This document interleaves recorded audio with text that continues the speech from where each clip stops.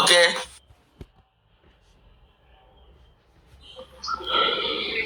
Good afternoon, everyone. Good afternoon, ma.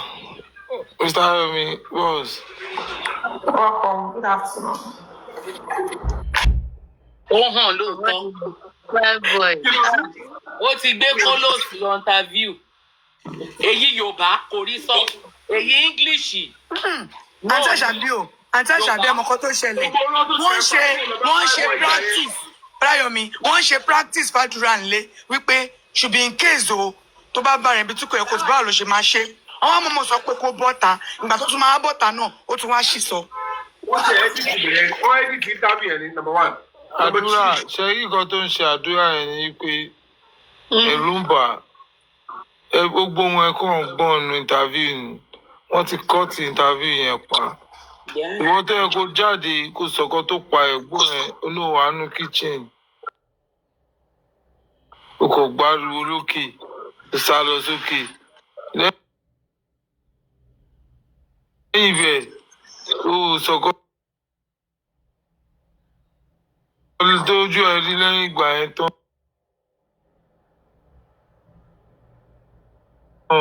O tún fò lọ sí another story. O tún bẹ̀rẹ̀ another story. You know, ìyẹn ò tí serious láti ìṣọ̀kan tó ṣẹlẹ̀ fún wa. Gbogbo interview ẹni tó interview yẹn gan rí yẹn gan ò pè. Ẹ máa ń pé mọ́là ni. Ṣé ẹ mọ̀ yẹn rí tẹ́lẹ̀? VDM ń wá ewé kiri kò lọ sọ́dọ̀ VDM. Ó lọ sọ́dọ̀ wọ́n tó cutting kan pọ̀ sẹ́gbẹ̀ẹ́ lẹ́kọ̀ọ́. Wọ́n sáré ṣe ó sáré kò ní kúre. Kó lọ sọ̀kan tó pa ẹ̀gbọ́n ẹ̀ ló ṣì ní mọ́mọ́ ẹ̀. Ọlọ́wọ́ ẹ̀ ní ẹ̀ lábúrò. Ọmọ ẹ̀ bèrè ní o. Àdúrà yẹn bẹ̀rù ẹ̀. Ó mà ti parọ́ mọ́ ẹ̀ prime boy. Ó dárúkọ mi ìwó tán kí n tó gẹ̀rà kóònù tàbí. Olóòwò abẹ́ ẹ̀jà, òun bẹ́ ẹ̀jà. Pé kílé tó máa ṣẹ̀gbọ́n òun léṣe. Ṣùgbọ́n kan. Olóòwò àti ẹja prime boy. Bí mo ṣe wà yìí, mo ń jà láyé mi torí ẹni tó bá kọlù ẹni yẹn Ọlọ́run jẹ́ kẹ́ni yẹn. Èmi ò ń ṣe gallant lèmi. Mo train steady, mo train 100%. Màá mọ̀ ṣúdà Abíọ́lá ni mo lọ. So tí àdúrà bá náà bá mi jà, ọmọ ekele la tẹ bá rà àbúrò mi mọ́mí ṣe bẹ́ẹ̀ rà àbúrò mi kóòtù náà. Nà òkèjì tẹjọ máa ń wà yẹn bẹ́ẹ̀ ni. Àbúrò mi ò gbọ́dọ̀ gbàdúrà létí. Mi ò ń fọwọ́ kan èèyàn tó ń bọ̀. Mi kò lè dúró. Àbí tó bá jẹ́ pé gbọ́kọ̀ ṣe ń ṣe bí ànìjìyàn wà á tì bò. Èmi ò kí báyàjà bí mo ṣe wà yìí. Mi ò fẹ́ mọ̀. Mo bá dìgan mọ owó èèyàn tó jẹ́ lóye máa ń bẹ́. Ó mọ owó èèyàn tí mo jẹ́ máa ń bẹ̀ mí kí n máa pẹ̀lú òun ni. Bọ̀ èmi ò lè máa lo fíìmù tèmi fi lọ máa èmi náà ní kàríà mi. Bí mo ti ń sọ láti ilẹ̀ mi lè lọ máa ṣe báńsà fún mo ní kàríà mi. But anytime you need me, call me. I will be there for you. So anything tádùúrà bá sọ ń pa mi, ó kàn lọ sọ story ni.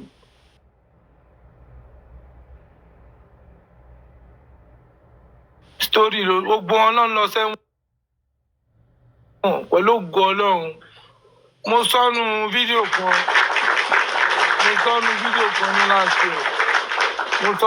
kan last year. All of your prime boy ti ṣáájú. Mo sọ pé Mohbad will be the first justice we get in Nigeria. Video yes. So mo mọ̀ nǹkan tí mò ń sọ. That energy, I love it.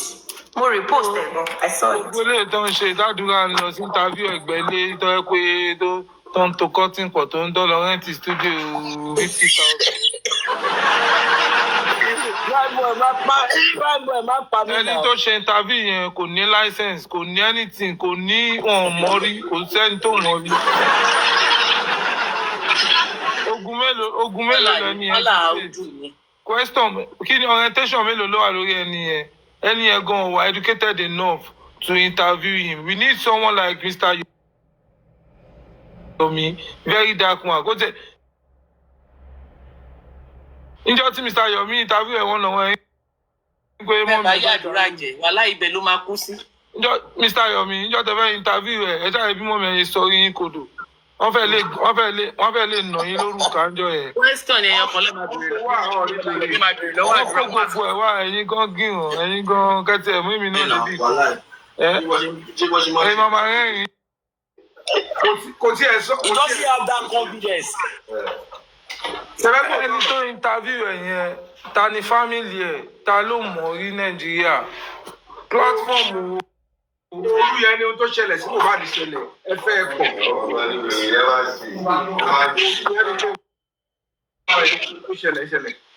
kí lẹ sọ. ohun tó ṣẹlẹ̀ sí Mohbad tó gbẹ̀mí ẹ̀ inú ilé yẹn ló ti ṣẹlẹ̀ òru yẹn ló ṣẹlẹ̀. ṣé bàbá dárúkọ Monday náà bàbá sọ pé Monday ni nǹkan tó ṣe. wọ́n ti wà lórí Monday tí pé wọ́n kì í ṣe wọ́n yà lẹ́nu ni Monday ni a ti fi bẹ̀rẹ̀ torí ìyá ò lè wá kò rí kámẹ́rà rí kò rí. ṣèbọn sọ pé màmá ń ṣe dry cleaner níjọ́ yẹn màmá fọṣọ.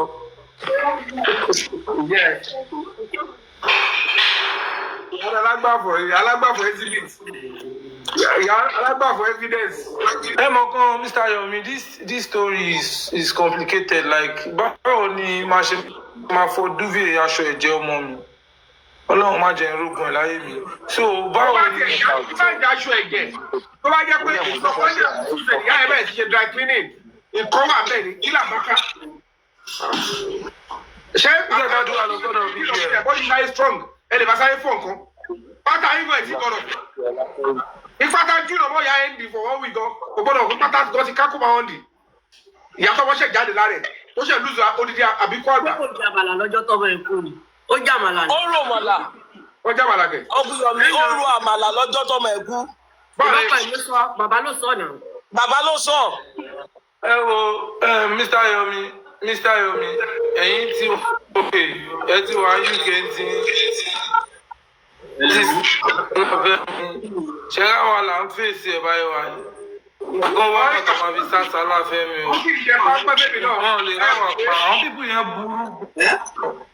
ẹ mọ̀ pé ṣé wọ́n gbogbo lẹ́bù yẹn tó bá dé stage kan àlàyé lókè fún pàṣẹ sì máa sọ fún wọn pé kíní ti fẹ́ dogun ní tí wọ́n ní kẹ́ ṣe ń kọ́ wọ́n sì ń ṣe abracadabra pé ṣàlè panú ẹ̀ ṣé káríyọ̀ bí yẹn bùsọ.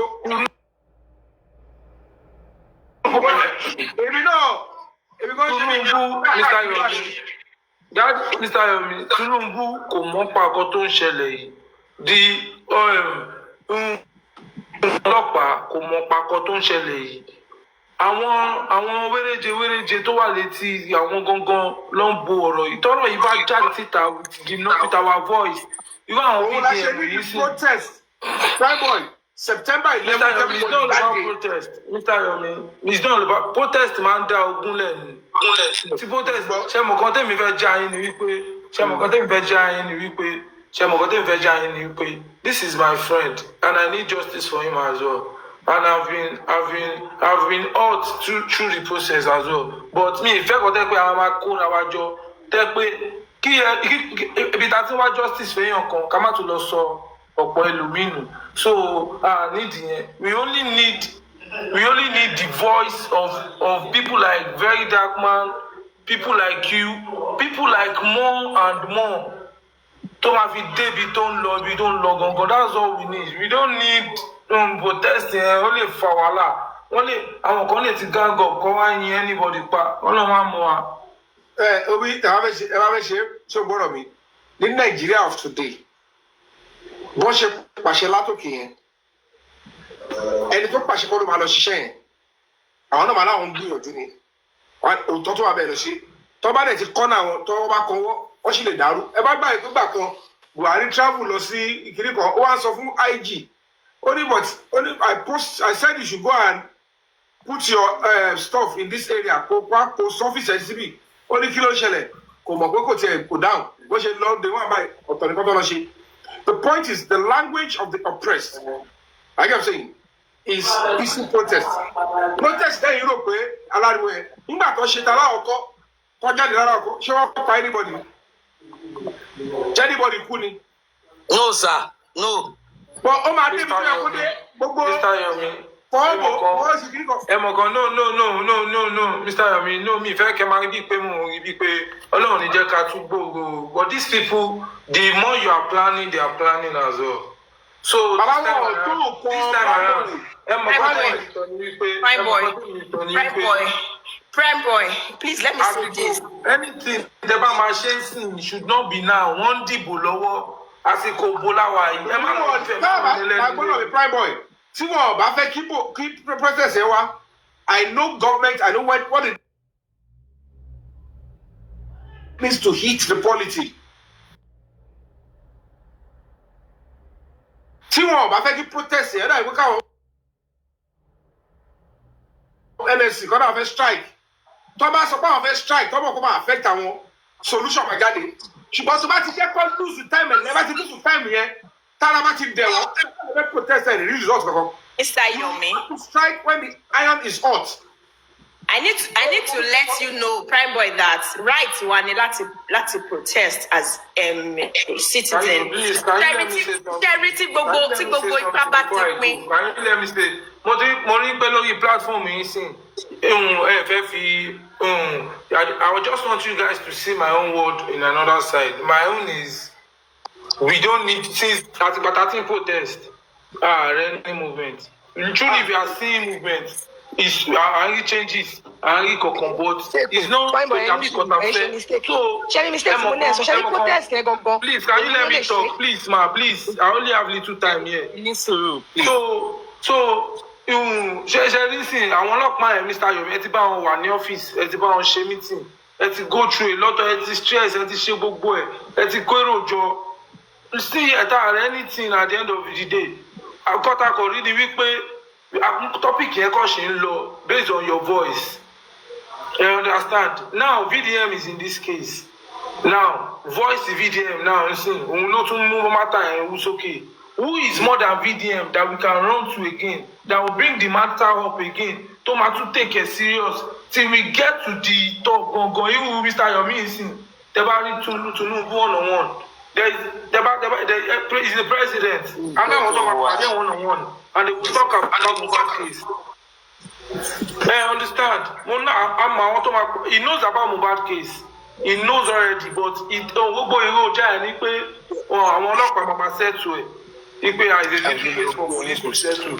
but we need someone in power. You have the power, you know people.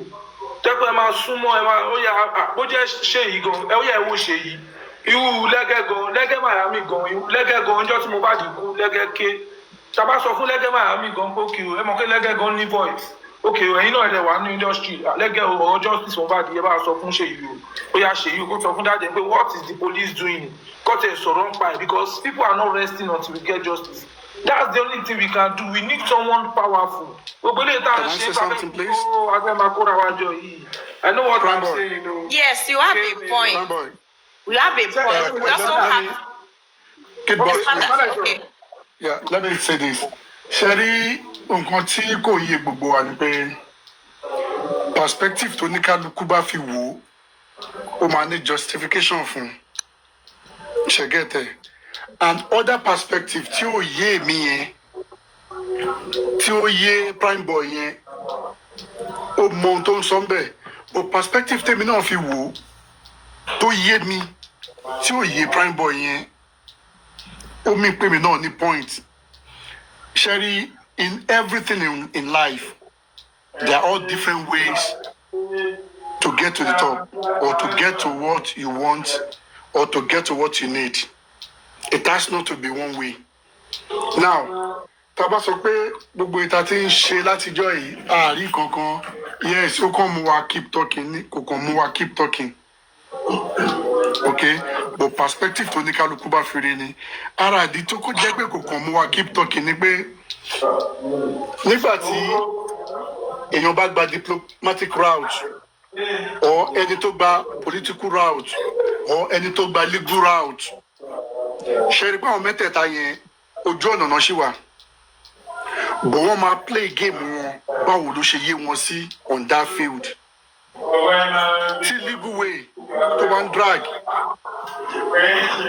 ẹni tó bá gba diplomatic route yẹn kẹ̀dẹ̀rẹ̀ ìyẹn náà tún lágbára ó máa push ẹ̀ débi kan Daddy, ó máa call attention beyond. Daddy, I'm very, very sorry. Extender, I'm very, very sorry, sir. To cut the long story short, ṣé mo kan èmi mo jẹ́ èèyàn kan tẹ́ pé I love going straight to the point.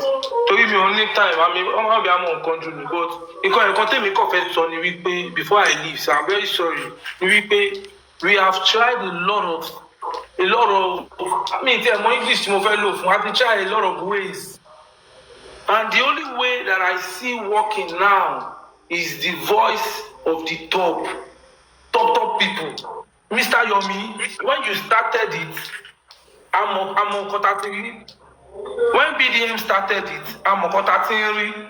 Let's move to someone like Lege, someone like some people to one or two. Ṣé matter yìí? Èmi ọ̀parọ́ mọ́ mi, and this is my friend. Gbogbo àwọn èèyàn tó kọ̀ wá TikTok yìí, everybody really, most of them wọ́n mọ̀ rí. I know what I'm saying. Move to the power, move to people that have the power, and gbogbo àwátà wà ń justice for Mohbad yìí. A lè sọ pé kò sẹ́ni tó ní power débi Tinubu.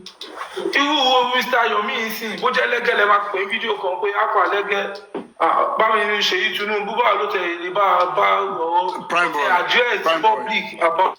Sori ṣé Lẹ́gẹ́ ní same interest? The same interest ní Lẹ́gẹ́ ní. Sori, people at the top yẹn. Wait, there are different ways you can get to them. Ẹ mọ̀ kan. Máa gbọ́, wọ́n ṣe sùúrù. Ṣé bí wọ́n ti sọ máa dẹ́nsìn, wọ́n ṣe sùúrù. My own point. A ti gbọ́ point long story short. No, to okay, cut it short. We just need Emokan. We just need more voice of people in power. That's all. Yes, we need in fact There's nothing less like we need. you said. We need nothing less. Àwọn èèyàn yìí wọ́n rí wa látọjọ́ yìí. Prime boy, gbogbo àwọn tó ń sọ yìí wọ́n rí wa látọjọ́ yìí. Wọ́n kàn choose láti má pick interest. Ká fi ọwọ́ wẹ́wọ́ òun lọ́wọ́ máa ń mọ́. Prime boy ẹni ṣòro. Ká fọwọ́ wẹ́wọ́ lọ́wọ́ máa ń mọ́. Bí bàbá ṣe fẹ́ wọ next poll, because tí bàbá yẹn gbé sọ́kàn pọ̀ ju tí mo bá issue lọ. We need someone to my source to my bill. This is our president, for crying out loud. We are free to talk to him, to tell him our issue, to tell him what we want. So, till then, to my door. The only thing is, ṣe tẹ́ bá kàn sọ wípé ó ń rí Tinubu ò rí kò sí lórí social media. Bàbá yẹn àbúdájú wa. Ṣèyí Tinubu ṣe rò pé Ṣèyí Tinubu kì í join àwọn live. Ọjọ́ kan ni èèyàn kan sọ pé Ṣèyí Tinubu ló join live. A lot of people, Ṣèyí Tinubu will never join your life and think justice of Mohbad. Gbogbo ilé yìí ti máa bí èyí. Wọ́n ní ìró ni, wọ́n ní interest ni.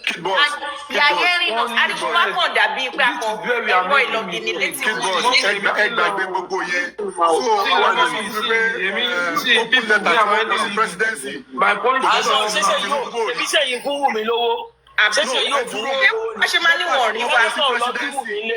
Ṣé Tinubu ò rí?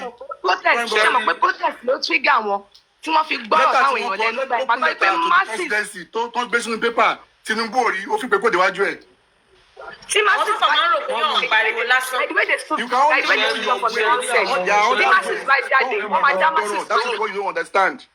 But every prime boy like pẹ̀lú nǹkan tó mọ̀. It's his opinion. No, he's right. We are all right. Gbogbo wa la right. It's correct o.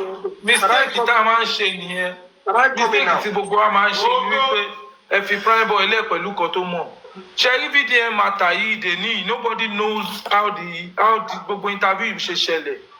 Mo ò lè máa lẹ́ screenshot mi lè máa lẹ́ anything síta. I want justice for my friend and I'm still fighting for it. You will get it. Justice for him is justice for us. Online. Calm down, madam. They are still blind. They don't want to listen to the truth. Calm down. Sherry, mommy, Sherry, Samilari, ó travel Abuja ni òun lọ ṣe tiẹ̀. I was one that we need this case to be back and there is evidence for it. Then VDM said, okay. Èmi ni mo jẹjẹ sọ pé okay, driver interview this ṣe gbogbo ilé because I want justice. Gbogbo ilé dem máa ní prime boy ìmọ̀ nǹkan tó mọ̀. Leave prime boy is high, prime boy is kìíní kan. Always count my word and it will lead you to the right way. I know what I'm saying. Prime boy. We need voices of the right people, not protest. Prime boy, let me inject this now. first and foremost, tó bá sọ pé protest to be the last option. Kó bá tiẹ̀ bóyá kó mute prime boy. Prime boy mute background ẹ̀ pariwo. If prime boy tó bá sọ pé protest should not be on the card, Oriso, in the sense that in some cases it's always the last option. But tó bá wò lọ báyìí, ọ̀nà méjì the protest tẹ́lẹ̀ fi wáyé. The protest can come to fore if the diaspora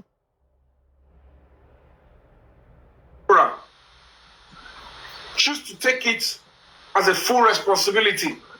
If there is a way they can make the noise abroad so they might need serious impact in Nigeria when they occupy individual embassies. Tabani Kashi fit in Nigeria. Tabani was okay, let's choose to use Nigeria. Protest is meji. Public unrest and riot. At a peaceful protest. If the people that are agitating for justice from abroad, I-handedness to Wame, see everybody back by the National Assembly. And what because they're going to protest, hardly would they want to turn you back. Money. National assemblies, state assemblies, they are bound to receive protests every now and then. Our Oloja, our Association of Kinikon, our Adubo community, Moyato. And that kind of a protest, in every assembly, what if I let one tabe? Nítorí wọ́n máa wọ pé káwọn púpù tó lè gbéra kúrò lé wọn kó tó wá fẹ́ ònú wọn kọ̀ọ̀kan. Even tó bá ti fẹ́ pass àwọn bills kankan. There are some bills. Torí pé gbogbo yóò kì í participate ni. If you all belong to serious NGOs, there are some bills. Àwọn òfin kankan tó sọ́dọ̀ òfin. Protest máa ń wá wájú assemblies. But we don't want that kind of a law. We don't want this kind of a law. People are free to express themselves. But everybody assume that protest is when you start destroying and attacking. In Mohbad's kind of a case, people are beginning to gather. Come. The crisis management, any protest, go out of control. The economy will have to lose billions of dollars. And a lot of things will be affected. Then foreign governments, most of the embassies will be on high alert. Let's say. And she protest immediately the protest involve the entire nation. So she go be concern our nurse they call aboko concerns our new wheelbarrow about only keke na pep. So much get protest or captivate the entire nation at the same time. The government will have to consider the fact that number one, Ashiri wa over Tusita. Even the president will feel ashamed of himself. To the stage, what is all this? Because the first day, second day, they will start coming up. Then all the embassies will be on high alert. Men, foreign investment will have to say, most embassies will start advising the citizens. I want to report that and move out. And move out. Oh, so, so, pay. Most times, your intention might not be to protest, Gongo, but they will rather say, go and correct that stuff before it go out of hand. Mr. Ami, because there's a lot of more understanding, but only about recently, no man protest the enjoyment time. Only can you continue arrest? More about them. Ìyẹn kọjá yìí ẹ ní ṣé báyìí ṣe protest. Ṣé ìkọ́jẹ́ ṣe protest yẹn? Protest kan nìyẹn ń ṣe náà. Fine boy. Nonsense nìyẹn ń ṣe. Mi ìyẹn ní sùúrù kọ́ tí mo kọ̀ pé ṣé ẹ mọ bọ̀bọ̀ yẹn ṣé ìpọ́blẹ̀ bùkọ́ tó máa ń ṣẹlẹ̀ Nàìjíríà nìyẹn. I only ask a question mi tí ìbéèrè pé ṣé nǹkan tó ṣe dàbí òdà mo kàn ní ṣe mọ bọ̀bọ̀ tí ó ń ṣe protest. We know him, yes. So ṣé wọn pé sí gbogbo wọn sí we are seeing the guy as if pé ó ti ṣàṣejù ní àbí. So the only protest that can happen to make sense should be kò lè ever wáyé ní Nàìjíríà àfi tó bá jẹ́ ìtẹ̀wà outside the only thing tell me they believe in, and let choose protest. The thing I choose in is, please, let's Boja enter one UK. Boja on blogger to one UK. There is a boy Mubad Kinikon, his case has not been Kinikon going to 3 years, is going to 2 years. Kinikon Boja US. Not in my song Governor Tunumbu, we need Kinikon, please, President Tunumbu, we need Kinikon, please. Boja ìlú kan gbogbo ilé pé a fẹ́ máa kóra wa jọ yẹn pé protest yẹn àwọn èèyàn wa tó wà nínú each country they should look for bloggers there and make that move but we coming together thinking protest will work but if you think protest will work no problem. Hi boy, like I said, you are talking from the angle of that ká lo àwọn options kan but I can tell you for free tó bá wù ọ́ lọ́wọ́ bá pé tára bá ní àwọn èèyàn dé stage kan. Oh, need the suggestion that I can protest. Gbogbo wọn máa gbéyàn, wọn ò ní gbéyàn yẹn. Ìjọba tó bá gbéyàn, kí ló fún assurance pé wọn àti ìdílé ẹ̀ gan máa survive ẹ̀? Kí ló fún assurance pé ìjọba yẹn gangan, àwọn ọmọ ẹ̀ gangan máa rí wọn kó máa wò wọ́n jù. Ẹ gbà pé bóyá ṣẹlẹ̀ o. Mr. Yomi. Let me be honest with you. Ẹ mọ̀ pé. Hold on, sẹ́, máa gbọ́ jẹ́ ìṣàlàyé kan fún ẹ. Ṣàpá. Tára báyìí láti tọ̀ o.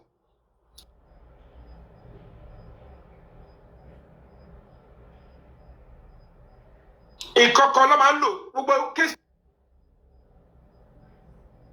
tó ń wọlé ayé wọn ò lè mú gbogbo àmúrọ̀bà tán wọn ò lè mú gbogbo olè tán but when it comes to you trying to say afẹ́ kí ni ìṣe àwọn aráàlú ó ní àwa lára ẹ̀yin la fi síbẹ̀ tàbá ti lo gbogbo options tó yẹ ká lò tẹ́ bá ṣe fẹ́ pé àgbọ̀ tàbá rí i pé àwọn kan rò ó nírò pé life for anybody ò jọ wọ́n lójú àwọn tó bá ti súnmọ́ ìjọba tó bá ti wọ́n lè pààyàn kọ́ lè pa alápàgbé tó bá ti dé stage kan táràlú báwo pé gbogbo kéésì bò bá di òwe ara wa gan ló ń pòwe fún tó bá ti dé stage kan people choose to take to the street and say we are not going to be fighting we are not destroying we just want to be heard àti pariwo ẹ̀ ṣe fẹ́ pẹ́ gbọ́ ẹ mọ̀ pé nǹkan tó yẹ kẹ́ ṣe ni ẹ̀ ṣe ẹ̀yin lẹ́ fà á dé level yìí and that is why at the end of the day when we are at this stage ayé ti rí pé we the public we have done the best we can.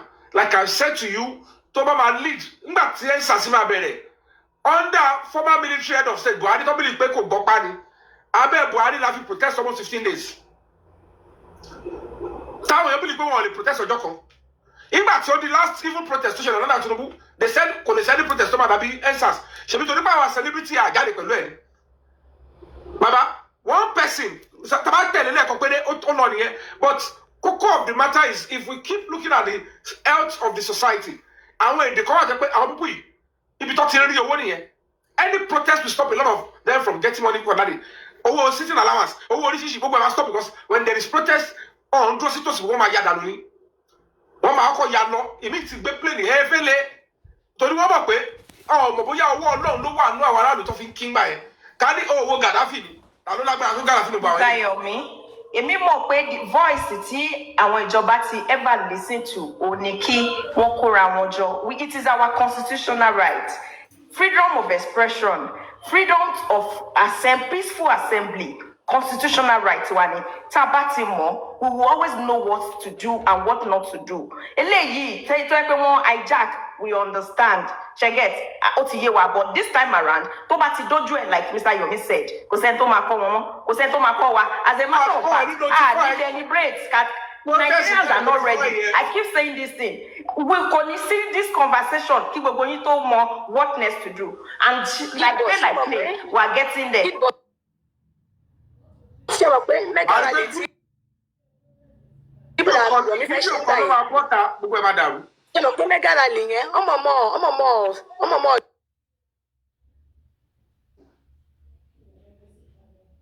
ọ̀dà mẹ́ta lè yẹn rú ni because wọ́n mọ̀ pé táwọn èèyàn bá ya jáde people don't want to listen again we are not pointing fingers at anybody. We just want to know who killed Mohbad. If you do it right, and they know that, but Yomi, you know everything. That station, no. Don't mind, ẹ má mind àwọn yẹn jàre, ẹ má mind àwọn ọpọlọ wọn ti lọ. window, lọ station. Don't mind them, ọpọlọ wọn ti lọ. Ṣé ní nǹkan tó lè jẹ́ kí Nàìjíríà dà nìyẹn? Gbogbo tó ṣẹlẹ̀, ó lè jẹ́ òótọ́ ló sọ, ó bá lọ original account. Ṣé ẹ̀rọ pààrọ̀ ní máa ń Ṣé nǹkan tó lè jẹ́ kí Nàìjíríà dà nìyẹn? Táwa kọ́ bá ń fà á síwájú, àwọn kan máa fà á sẹ́yìn. Ṣé bí ẹ wo from their own set ìgbà tí Mohbad kọ́kọ́ kú, tí màá ṣe pé mega rally táwọn èèyàn ṣe, táwọn èèyàn jáde, táwọn youth jáde from Ogun State, from everywhere. Do you think the government will listen to us? Nígbà tá a ṣe ensars wọ́n ní kò lè sí protest bẹ́yẹn mọ́ láyé pé kiri kan go and check nígbà yẹn láti sọ mo wà lamẹ́ríkà nígbà yẹn ni mo ní times 3 pé dress rehearsal ní ensars máa jẹ́ lórí protest Mohbad nígbà yẹn táwọn èèyàn ya jáde ṣé wọn rí pé prime boy yìí wà á padà yìí wà láwo pé lórí case Mohbad a big protest would either come true or the government finally they do the needful but tẹ́bá ti lọ tẹ̀gbò wọn ò ní dá yín lò àwọn tó wá di ọ̀rọ̀ tó ń gbé àwọn kú lẹ́yìn wọ́n ní access sáwọn tí wọ́n ní ká lọ bá sọ̀rọ̀ yẹn wọ́n á máa sọ fún ẹ má dá wọn lé lóyún lọ́lọ́pàá. protest tvtm ń ṣe pẹ̀lú àwọn ọmọ school did you see the result protest tó ṣe pẹ̀lú àwọn ọmọ school torí pé kò consult anybody we are always coming here to talk about the Very these people that are saying we should go and meet Astagfirullah, like they are the one obstructing they want to interest because ṣé wọn sọ pé gbogbo ariwo tá à ń pa lórí social media àwọn òbí ni but tí massive bá jáde tó bá fi ẹ̀hún nù wọn pé this is what we want Lagos state government they are not doing the right thing we don't need to go and meet anybody tí o bá gbọ́ra wáyé tá jáde with forces tọ́mọ̀ pé inú bí àwọn èèyàn they will do the rightful they will do the needful they would answer us but abá ní pé káṣẹ̀ máa lọ bá ẹnìkan tó wà at the top they are going to strip the candidate. tí fídíò ẹ bá jáde prime boy ẹ rí i pé bóyá ìjọba aráàlú máa dúró tí o bóyá máa kúkú fọ́ ọgbẹ́ lójú ẹ mọ̀. Nàìjíríà tí wọ́n ti bàjẹ́ tán.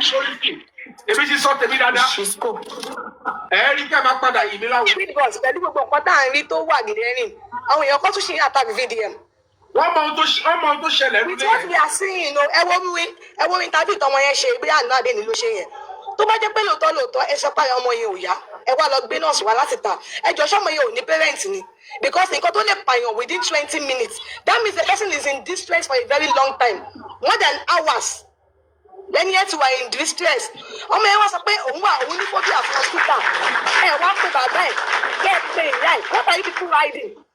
Because I keep asking myself that question. Wọ́n pè é pé àdúrà wọ́n pè é látòkè ó dẹ̀ pé yá ẹ̀ kó o pè bàbá ẹ̀ tàbí kó o pè ẹgbẹ́ pé ẹ máa bọ̀ ara Mohbad ò yá o adẹ̀ ní ká gbé lọ sí hospital kò dá wa lóhùn o ẹ wá ló ní phobia fún hospital ẹ wá ní pé nọ́ọ̀sì alábẹ́ kan what are you people hiding in that house? Kí ló ṣẹlẹ̀ sọmọ yẹn tẹ́ẹ̀fẹ́ kí bàbá ẹ̀ tẹ́ẹ̀fẹ́ kí ìyá ẹ̀ tẹ́ẹ̀fẹ́ kí wọ́n mọ̀? Because I keep asking myself that question since morning tí mo ti wọ interview yẹn pé ìgbà tó dé ó ní injury lọ́wọ́ if truly that injury Bible ẹ má bínú màsà. If truly that injury that is sustained from that place, from that show tẹ lọ́njọ́ yẹn, tó bá gbé injury yẹn, ó wà serious, ó dẹ̀ bleed to that extent. Ẹ ní gbé lọ sílé one, tẹ́ bá tẹ̀ tí wá délé, tó wá rí pé ẹ̀jẹ̀ yẹn bẹ̀rẹ̀ sí ń yọ, kí ló tẹ ṣe dé mọ́lé tẹ ṣe ń dúró de pé ó dìgbà tí nọ́ọ̀sì kan bá wá treat ẹ̀ nílé. If not that something happen that people are hiding. Ó dẹ̀ ní bàbá yìí wà ní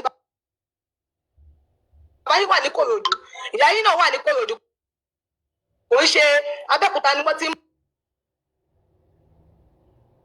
bọ̀ o nínú same Lagos state lẹ́jọ́ wà ẹ pé wọ́n pé mọ́mì mi o ẹ̀gbọ́n mi o oúnjẹ apẹ̀rẹ̀ òkú o because I don't know ṣé 20 minutes yẹn 20 minutes nọ́ọ̀sì dé yẹn tó wá fún ọmọ yẹn lábẹ́rẹ́ lọ́mọ yẹn ti wà in distress ni because I keep asking myself this question. If not that there is something that people are trying to cover up, tẹ́fẹ̀ kí bàbá yẹn mọ̀ àbí ìyá yẹn mọ̀ kan tó ṣẹlẹ̀. Why are people taking us for a fool? Kì í ṣọ̀dẹ̀ náà wẹ̀ kọ́ ló máa rojọ́ kọ́ ló máa gbọ́. That video will come out before election. Wàá rí. Video ni very close to sensitive time. Ẹ wá mọ̀ pé some certain things they don't joke with it. Video ni ṣé video kan ti wà ní Instagram yẹn.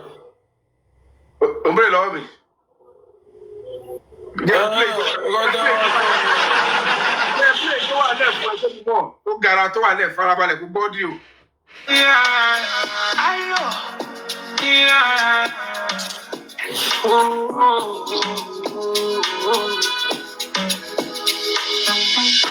Kulu allow for my brother.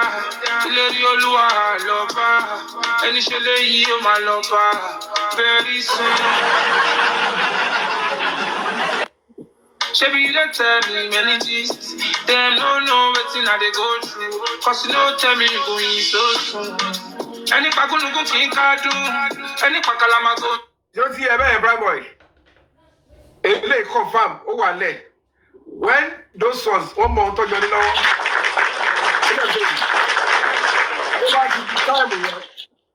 I know for sure. Tell me who. Tell me who. Ọ̀rọ̀ yín ò tí yé mi, Mr. Yomi. You know, the point is this, my brother. Àwọn water tí rí káàkiri. Pẹ̀lú àwọn tá ń gbọ́ pẹ̀lú oríṣiríṣi tó ń pè wá sí. Whether somebody sent me a message, they want to sell a video to me. Whether some boys said they want to sell to Bukky Jesse. Whether some people want to sell to some political. Whether one presidential aspirant is calling.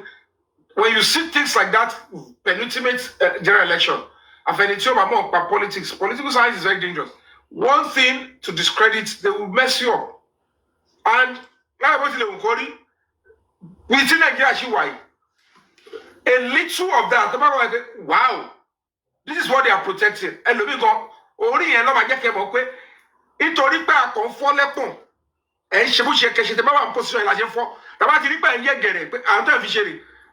Before you know it, the people when they revolt. Our uncle, Kumo, about the time here. And Sassy, oh, now I thought draw Sabeto. On our big day, but the flag won't draw say, any Kotamani. Any Kotamani say. Ọ̀la pé wọ́n ṣe ló kóró pé ó bọ́ sọ́wọ́ alẹ́ àwọn tó dẹ̀ ṣẹlẹ̀ wọn ò dúró ni next one kò ní àwọn ẹ̀sìn bọ́bá yìí máa attack. You understand? But what I'm trying to say is that whatever the case may be, peaceful protest is human right. It's the right, is the option to public masses in it to express themselves. Whether the president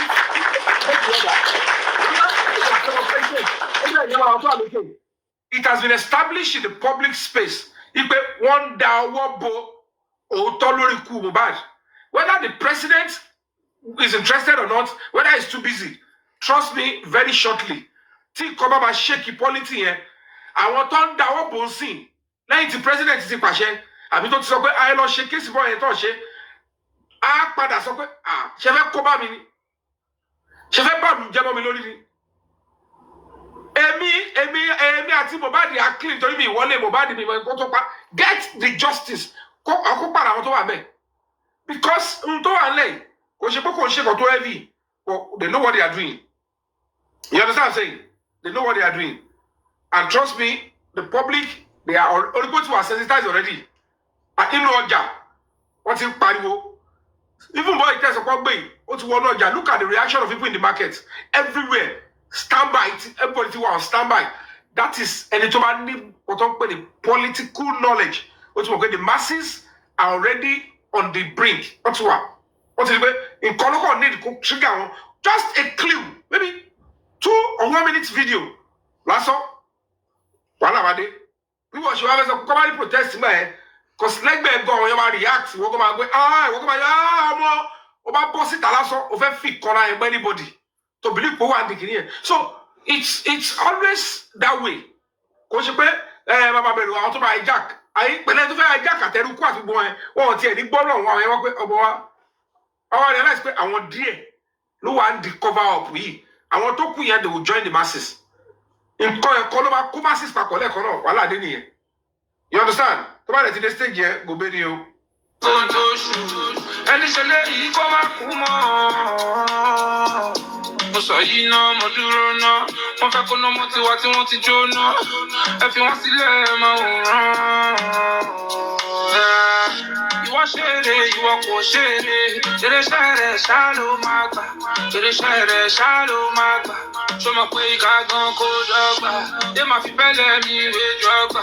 Ìwọ ṣeré ìwọ kò ṣeré iléeṣẹ́ rẹ̀ ṣá ló máa gbà ó mọ̀ pé ìka gan kó dọ́gba. Olúwa láwù for my brother. Ileri Oluwa. Mole, my bad for anybody. Jump on the beats. I was Monaco. I was a very, very sharp guy now. I look at Mobado. I look at Mobado. Mickey man, look at Mobado. I look at Mobado. Mickey man, look at Mobado. Bad man, why talk about Mobado? You got to know. You want to know. Nothing so we don't forget. Nothing so we don't forget. We still they ask questions. We still they ask questions. Who pulled the trigger? Who pulled the trigger? Tell me who called the shots? Who called the nurse? Make it a fear God though.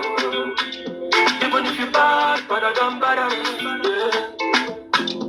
And if you know, you know, you know. Me I sing, I don't sing, I don't.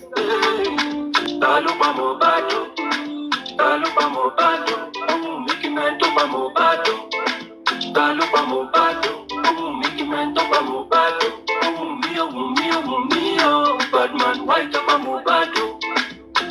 You got to know, you want to know.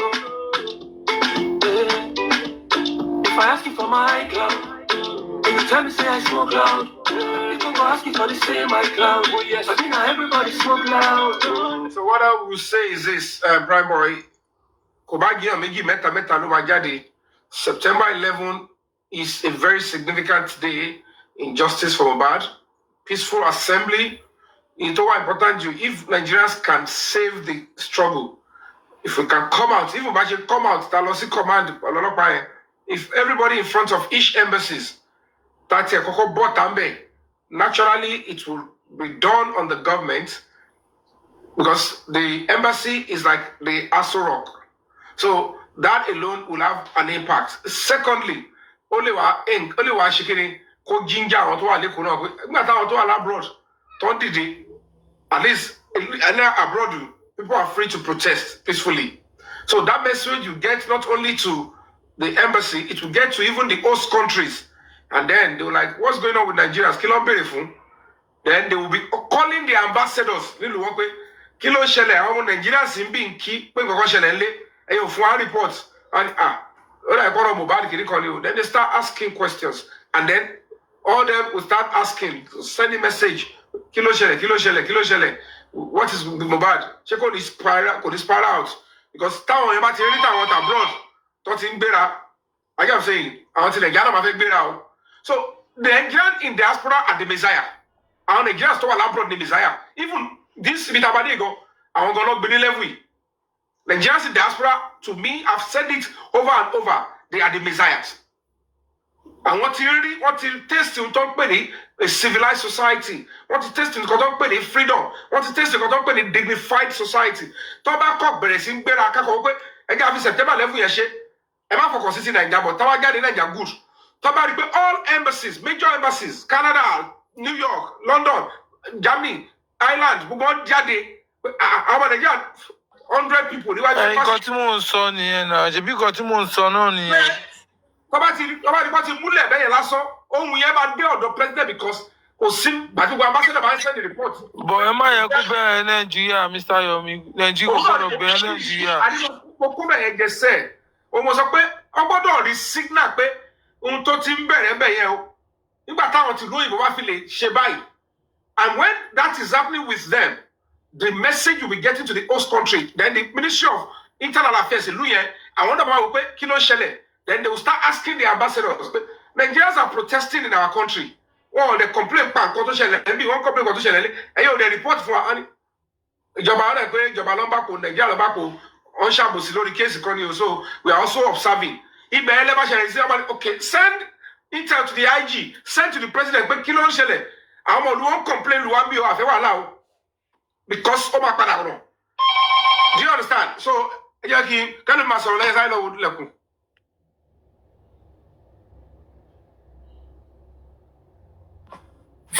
I will CCTV, I will no camera get to Shilekun. Prime boys. Okay. Oh, yeah, go my uncle Yomi to die. Ogun Jasi Olorun. Ajola Badmos. Mommy Mohunjola, but she case Mohbad is going to die down.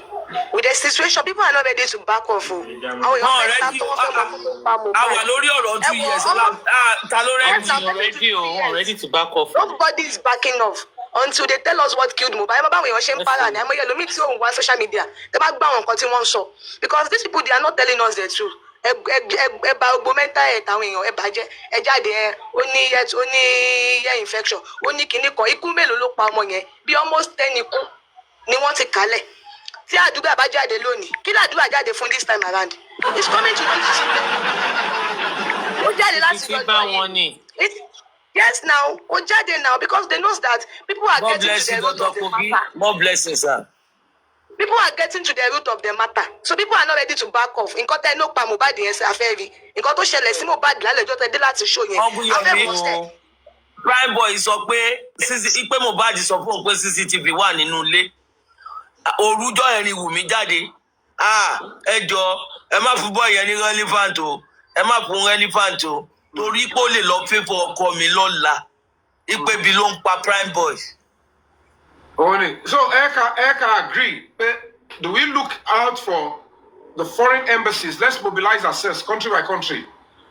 About of 50 to 100 in front of each embassies, major embassies. It will send a serious message. At least because see about hijacking be. You understand? That way, overpassing the right message. Though we should bear in mind, it could as well make the Nigerian society to take it up. Because Ijayo shape Mohbad nìkan. I cannot even phantom it. Come on, Nigeria ṣe wàhálà ló ìbò.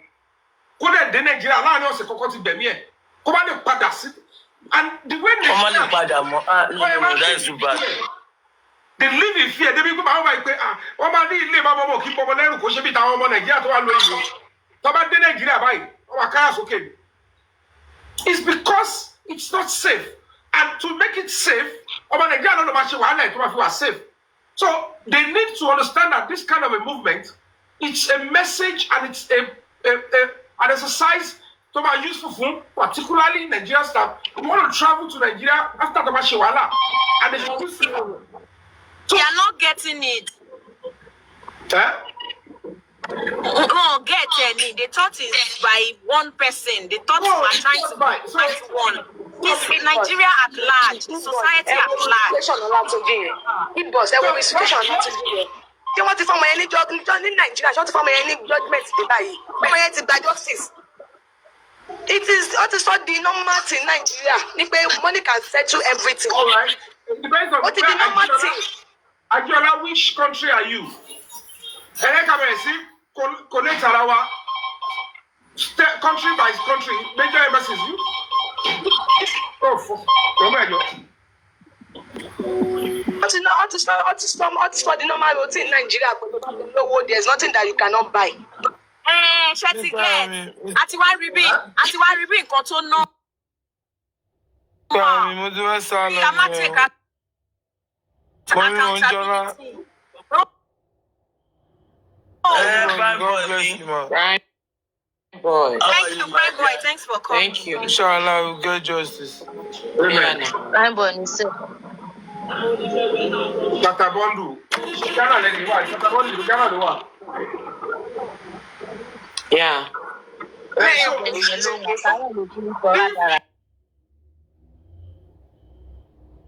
If Nigerians can do that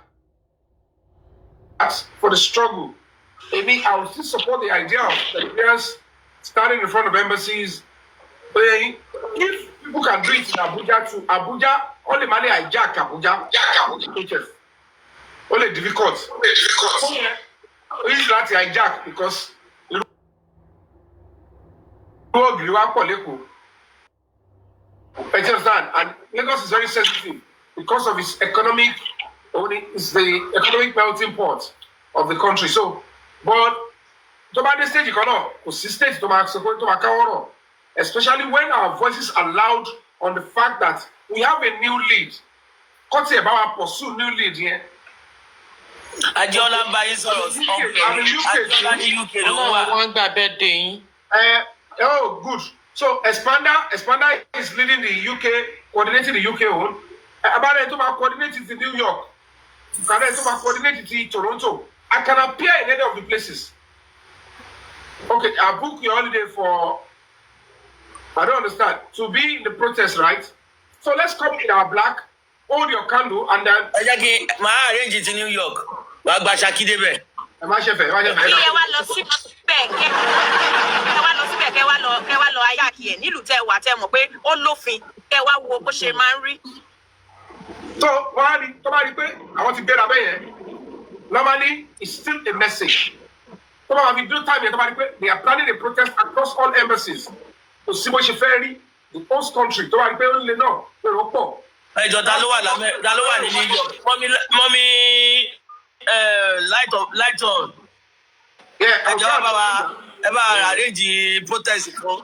I will send her a DM. Bobby Lighton, I will send her a DM. So I can appear in New York. God bless you, sir. I can appear in Toronto. I can be in London to appear in London or Germany anyway. But the fact remains that Ekate planning, let's come together, parents, fathers. But why Teshematuri new leads?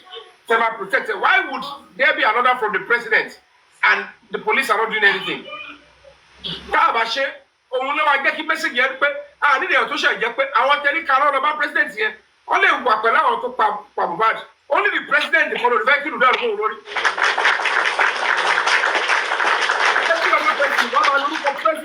Wọ́n máa fi block justice fún Mohbad ni. President kan ló máa dúró pé ẹ wo bí ó ti rú gbogbo o. I don't want to lose. I don't want even this country. No, it's not even my election. It's about my reputation of what I can do to give Nigerians justice. I saw this stuff. I gave the order. I didn't say it. And then they will have to go and say, let's just do this and get out of it. Whoever is now involved, they are connected, they will say go and face it. Àwọn tó lówó tó lẹ́nu bẹ́ẹ̀ ju ẹni tó pa Mohbad lọ tó súnmọ́ wọn wọ́n ti padà ìjọba fèsì wọn wọ́n dẹ̀ bí sọ̀pẹ́ ni ẹ wà lẹ́wọ̀n. So who is this person tó lè bí ìjẹ̀kú get justice? So ẹgbàá gbogbo ìṣẹ̀lẹ̀ o ọlá pé torí pé ẹnu ọ̀fẹ́kẹ́nu kò ní. Let's drift away from those who are causing division and let's even start.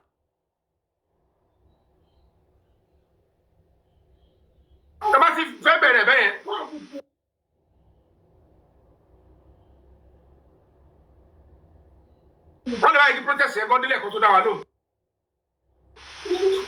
So let's look at that and let's see what that one brings to us. Thank you.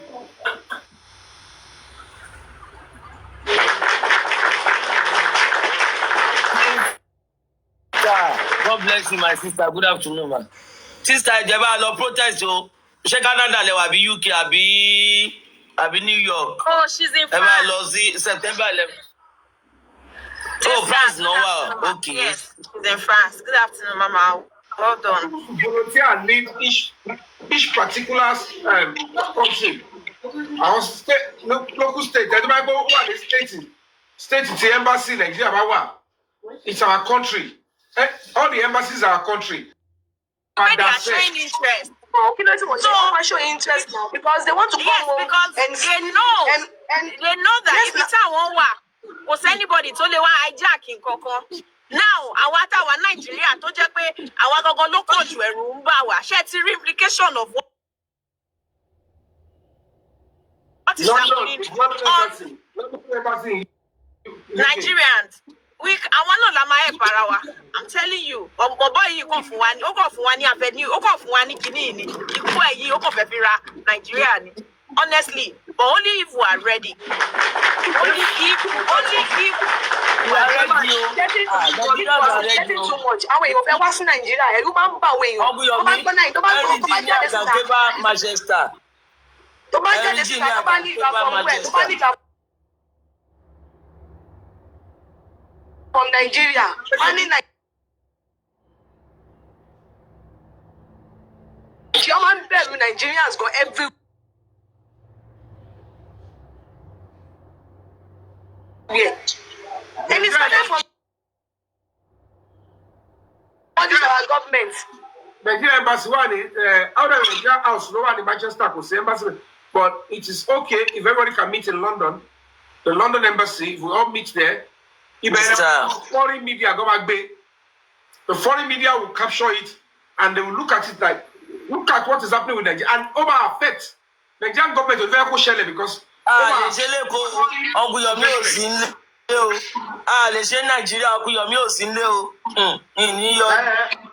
Tí bá ní ká ṣe bẹ́ẹ̀ yẹn sìn, wàá bẹ̀ mọ̀ pé Èkó gangan ni a fẹ́ protest against it. So Abuja láti lè sọ̀rọ̀ mo lè. Maybe over the island, but it seems nobody is showing interest in Nova's case. They will. Mommy, you never can say. Mo bá dé ní kan lè wí lo àwọn island pọ̀ o. Olórí ẹbí wà Àwọn èèyàn pọ̀ ọmọ mi bẹ́ẹ̀ ti bí ni. Ẹ má ì Àwọn island pọ̀ ọmọ mi bẹ́ẹ̀ ti bí ni. Words can lie.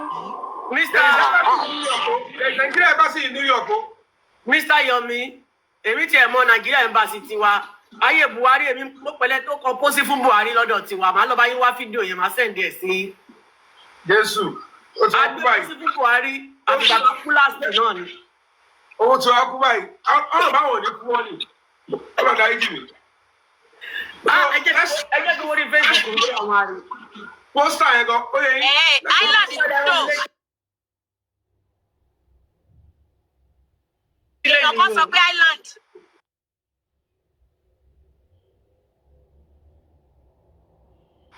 Boss, did you hear from Oloremi? Yes, Oloremi, I don't know why. Island ló wà. Like sí Island ló wà. But ẹ lọ jà sílẹ̀. Wọ́n ní bẹ́ẹ̀ ti bílì náà. Oloremi, mo send message sí wọn o. We need Okay, reply. Betty Billy. Àwọn ọmọ Betty Billy náà. Àwọn ti sọ́ọ̀dù nìyẹn. Èèyàn mi ni Betty Billy. Ṣé ti rí pé wà ẹjọ́? We need a better country. Ẹ dákun, ẹ ṣàánú wa. Kí ni mo fẹ́ ṣe? Ẹ má jẹ́ kó bàjẹ́ lórí látòrí tàwa yìí ẹjọ́. Ẹ jọ̀ọ́ ẹ bá wa dìde ẹ torí Ọlọ́run. A máa ṣe tàbújá bóyá tó ń kú Yomi bá parí ti gbogbo diaspora tán. Ẹ wá sàbújá máa lọ ṣe tiwa lábújá. Mọ̀mí Adénìkẹ́ Yétúndé Fádéyọ̀mí lòun wà ní Island o. Ayétúndé ìyàwó mi ni. Ẹmọ tó máa ṣẹlẹ̀. Ẹ jẹ́ ká píkì. Yétúndé continue. Let's Get that to Babẹ́ Túndé ẹ̀. Continue èèyàn náà ni. Kí ló dé pàtẹ́mí ti bá mi? Adénìkẹ́ o. Màá. Ẹ wọ̀ pé ẹ̀yin sì ẹ̀yin àti olórí ẹbí ẹjọ́ wà ní Island. I get what I'm saying. So ẹ try láti reach out olórí ẹbí. Èmi ò reach out olórí ẹbí mi ní bá a sọ̀rọ̀ mọ́. Mo ti block ẹ̀mí ní bá a sọ̀rọ̀ tí Jésù máa fi dé lórí ọ̀rọ̀. Ẹja parí ìjàjà rẹ̀ lọ́dún Mọ̀mí Adénìkẹ́ ẹja parí ìjàjọ. I'm not talking to olórí ẹbí. Oníkàlùkù placard dání. I'm not talking to him. I'm telling you. Ẹ má bínú Mọ̀mí Adénìkẹ́ ẹ má bínú ọjọ́. Torí Kristi. Àjọwàṣe protest ní Torí Olúwa Thailand. Ẹ kò má ta ìgbà tá a ṣe ti Buhari Mr. Godi tó bá ti dá sami jójó ló máa lídìí èmi ò sí lè. Mọ́mí Níkẹ́, ẹ kọ́ àwọn obìnrin jọ, olórí ẹbí á káwọn ọkùnrin jọ, ẹ jọ. Ibẹ̀ lẹ́ bá ti mọ gbogbo àwọn tó wà lórí àwọn tó kù sí ẹ̀kẹ́ tó wà lórí áàpù yìí. Irú àwọn Supreme, níbo ni state wo ni Supreme wà? Àṣebẹ́yàn yín ni ẹ béèrè lọ́wọ́ ẹ̀ lórí WhatsApp náà. Gbogbo ẹ̀ ló gbọ́dọ̀ jáde. Ẹ jọ, ẹ bá wa coordinate àwọn obìnrin, olórí ẹbí á ṣe tàwọn ọkùnrin, ẹ ṣàánú wa. Ẹ jọ, Nigeria is not looking good. Kí lẹ sọ? Bó ti sọ dáadáa, sweetheart. Kí àwọn kan Ẹgbẹ̀lẹ́ onísítààtì. Ọ̀gbìn Yomi wọ́n ní Sam Jojo ló máa lídìí Nàìjíríà. Ó dẹ̀ ní mi ò sílé. Alẹ́ mi ò sílé. Màá wá bá yín UK. Màá wá ṣe ti New York. Màá jọ èyí ní New York. Ọlọ́run ẹ̀yin diaspora lè gbé wa wọlé káwa wá ṣe ni. Ẹ̀yin ni saving grace wá ń sìn o. Ẹ̀yin diaspora yìí. Ẹ̀yin ni saving grace wá o. Ẹ jọ. Big boss Àṣàbí. Ẹ dìde tó ẹ ṣàánú wa. Mama T àtẹnudọ́ àmàlù ẹ̀jẹ̀ gbé wa wọlé. Ẹjọ́ máa ẹjọ́ ṣáàjò ẹjọ́ because I know you are the one we are looking at. Ẹ̀jẹ̀ yín gan-an ẹ̀yin gan-an lẹ tó fún wa lágbára gan lórí kéèsì. Ẹ̀yin àwọn tó wà níbẹ̀ àtúrà. Gbẹ̀mí débẹ̀ mi ò gbọ́ yín. Mo náà àwọn tó wà níbẹ̀ àtúrà gan ni wọ́n tún fún wa ní energy lórí kéèsì. Ṣé rí pé wọ́n ti pọ̀, wọ́n ti fẹ́. Àwọn náà bu wa lẹ́nájì. Bẹ́ẹ̀ni, àwọn ni wọ́n jọ torí Ọlọ́run. Because Dadi Samson láwọn á lọ àrẹ́ǹdì ti Kútọ́nù. Dadi Samson kò lè bá yín lọ Kútọ́nù. Dadi Samson lè tẹ̀lé yín lọ Kútọ́nù. Mr. Yomi, the only arrangement I can make, I will do a poster, pin it on my page, on Facebook, on TikTok. Ẹni tó bá ní interest, kó pè mí. Kó lọ ṣe èmi ní t-shirt tèmi already. Kọ́kọ́ lọ ṣe t-shirt wọn ni ká dẹ̀ sọ̀gbà tá máa pàdé ká méèkì. Ìyọ ẹ̀ ṣe sí tẹ̀ kò ní jọra. Ìdáni ìkẹ̀ṣọ́ máa jọra. Ṣé máa pe kọ́lọ̀ síbẹ̀ ni? No, màá ya ètò wà lọ́wọ́ mi, màá ya sórí kinní because there is no point. Ìgbà tí ìṣe pé mo ń ṣe tòkú bí bàbá bí ìjòsí, tó máa tún lọ máa dáṣọ èmi. Ẹjọ́ kí ni ṣe yí máa ń sọ? Ṣé yí máa ń tí ìdè wà? Ṣèyí máa ní pé ó ní September 11 is not good in US. 9/11. Ẹ gbọ́, that's true. Mr. Yomi, ẹ on mute. Ẹ ti mute ọ̀gùn Yomi. US. lọ́wọ́ 9/11 ta kíní ẹ̀ ti pẹ́ September 11 afẹ́wà Nigeria embassy la fẹ́ wà ń bẹ̀ ó bẹ́ẹ̀ tà gbọ́kọ́ wo tí ó ṣẹlẹ̀ so kò rẹ́yẹ kò America dey want to protest everywhere. Mommy Flossie, good afternoon ma. You can't change that date. Dadi Seyi Mas, ẹ jáde kẹ́ lọ protest. Ẹ bá ẹjọ́ ẹyin tẹ́ wà ní diaspora, ẹ bá gbèjà wa tá wà ní Nàìjíríà. Tí n bá lọ corona inquest àyà mi máa já ni wọ́n máa tẹ́tì mi ni. Bí n bá gun báìkì máa wẹ̀yìn lẹ́ẹ̀mẹ́wàá ni. Kọ́ máa lọ lé mi, kọ́ máa lọ ṣe ẹjọ́. Káwa náà lè fọkàn balẹ̀. Ìyá mi ẹ̀ ní dààmú náà. There is no protest for September 11 in America. It's just a memorial. This one is a protest, a protest. Admissions, of course, the day will not fight. So people should come out because this is the report of the embassy. Not occupying entire America. It goes to the Nigerian embassy in New York. So it's a significant day for America. But of course, that day is going to be good next year. Tí bá ra àwọn tó máa support mi, máa ṣe rally l'Íbàdàn o. Tí bá ra àwọn tó máa support mi, máa ṣe protest l'Íbàdàn náà o. You can't. Ẹ̀yin náà lọ sọ wọ́n fáwọn èèyàn bẹ̀rẹ̀ rẹ̀. Bẹ̀rẹ̀ lọ́hùn. Ọmọ ìjọba olúwa, wọ́n pè kọ́ ní crowd control. Àwọn tẹ bá rí pé wọ́n ní interest in justice of Ìbàdàn wọn ní miss. Ẹ lè fún ọ̀kẹ́ àmọ́ fún yín ní 5,000 naira. Tẹ bá rí yàn 100, ẹ wà á bì kọ́. Ẹjí pé bá mi léyìn tó yẹ kí n lọ sùn, èmi off day mi. Ẹ sà mo lórí èrò tí n bá débẹ̀ lọ́wọ́ kan báyìí tó bá ti rí ayéwo jọ́tà ń pín t-shirt. Ẹ ní kí n máa pín t-shirt the first rally. Ẹ rí i pé wọ́n lọ ń pera wọn wá ni. Eléyà tún lọ pe ilé wa, kàn wá lọ pe ìyàwó ilé wa, tíbi á lọ pe wọ́n máa bá ti lè ní t-shirt ti wà. Lọ́rí pẹ́ẹ́lì kì í nígbà t-shirt tó ti di justice for Mohbad báyìí, wọ́n máa lọ pe àwọn dé ni. Platform yẹn coordinate ẹ̀ náà, platform tó wá ṣé bàdàn ẹ̀kọ́ mi tó wà òkè ẹ̀ wà ń bẹ̀. Ẹ lè wá bì kọ́ kíkọ́ wà ń bẹ̀. Tó ti yẹn, so báyìí wọ́n máa stream ẹ̀yàn àwọn ẹ̀rọ máa stream ẹ̀yàn. Kọ́kọ́ rí pé ariwo yẹn ló lọ káàkiri everywhere gbogbo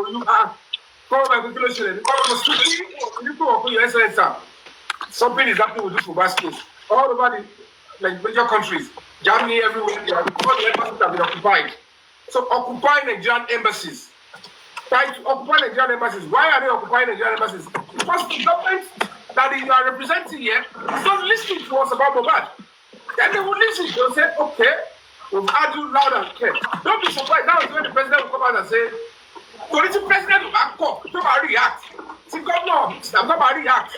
The foreign government will say you are not sensitive to the plight of the people. See what I'm about sharing. American welcome is your days are not by that.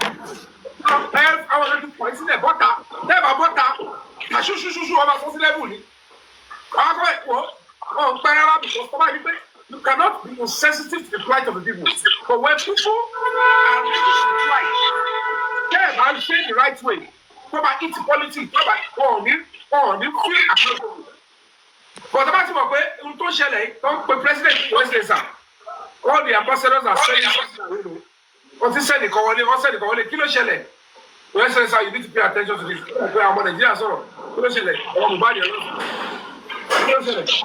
What are they saying? Let me see. The president, they should go to hell. President, if we see minimum of 10 embassies, Nigerians to get foreigners. Already 50, 100. Let's do this. There's no way they will not respond and say, listen to your people now. You can't be sensitive to the plight of the people that voted you in. You know, agbára wo ni yóò ṣe agbára mọ́. Tó bá sọ pé báwo ni tàwọn tó dìbò fún ẹ̀jẹ̀ jẹ́ pàápàá tó wá jẹ́ lórí ìkóòtọ́ tó pa àwọn náà tó pa àwọn ọmọ wọn. Àwọn ọmọ tó ń wọ́n lórí ìbò wọ́n ń lọ Nàìjíríà àwọn tó bá become a musician àwọn tó become a doctor àwọn wọ́n wá wọnú lébi tó wà bí olùtọ́gbà EFB àfìtọ́gbà wọ́n lè pa àwọn síbẹ̀ nítorí ẹ̀kọ́ bínú. It's not nonsense. Look at the other man. Ó máa pa tenant òun 500,000 ó máa clear. Sẹ́yìn báwọn ní ti kọ́ ọmọ akọ́gbé ẹ̀ náà 500,000 ó lè bá ó sì bọ́ nìyẹn. Wọ́n ti ní ọ̀pọ̀ ní Nàìjíríà. Good morning, good morning, everybody. Yes, Good afternoon, sir. Morning, afternoon, evening, everybody. All on the All over the world. And all over the world, and our wonderful commenters. Sorry o. Mọ́mí wọn jọ́lẹ́jẹ́ kí n bọ́lẹ̀ kẹ́ gbé mọ́mí finance wọlé. So, I still want to thank everybody for your energy. I seriously don't know how you guys are keeping up. It's a lot. I mean, it is a lot. I know that because I can't even keep up at all. I mean, I try to follow up, but the kind of energy that at the time that a lot of people have put into Chicken.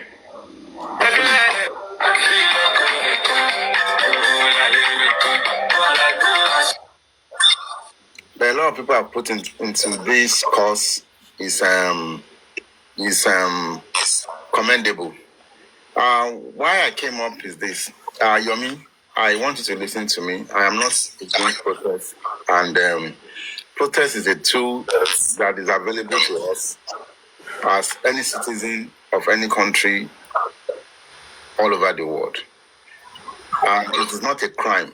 Once it's peaceful and coordinated, and you are supposed to inform the members, people that lost their life, and the attack on US.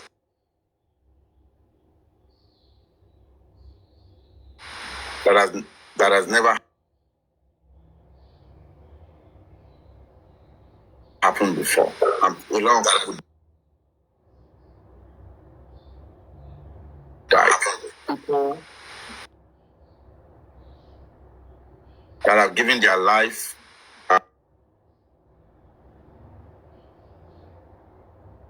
as soldiers, citizens lost their life. And everybody, including law enforcement people, are always very busy on that day. I am not saying that we should not protest, but I am saying that the effect will not be. On that day, the government, the law enforcement people, they have a lot of things to worry about here in the US. Like everybody is going to, because of course, they don't want people to take advantage of that. They are so security conscious. These are days that the US are really, really very security conscious. Just try to coordinate things. A lot of law enforcement will be very, very busy on that day. And it's not that, I'm not saying that anything will happen. I'm not saying that it is better that on the days that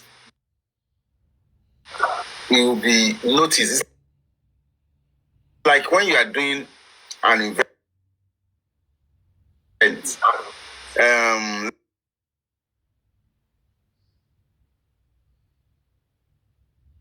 let's say a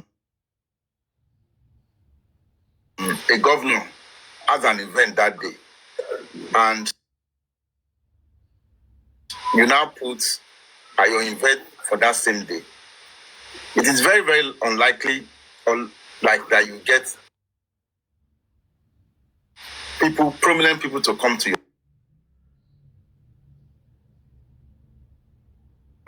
own events. A lot of prominent people will want to go to that one that the governor is having. I'm not saying you don't have anybody, but the attention will be directed to the one that the governor is hosting at that time.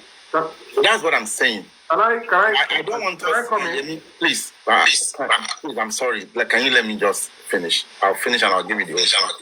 Okay. The thing is,